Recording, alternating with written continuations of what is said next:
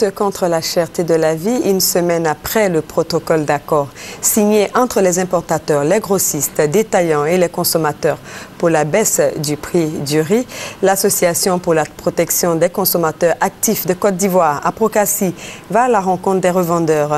Il s'est agi de faire le constat sur le terrain. Les détails avec Lansine Ouattara.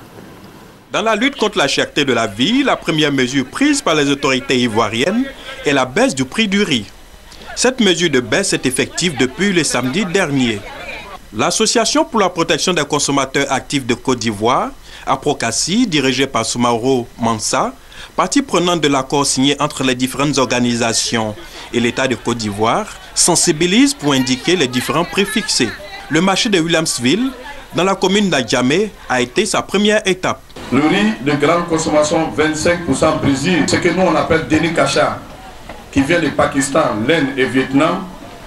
Avant, le kilo était 340 francs.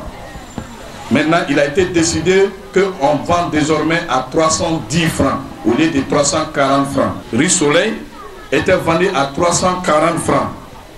Il a été décidé qu'on vend désormais à 295 francs le kilogramme.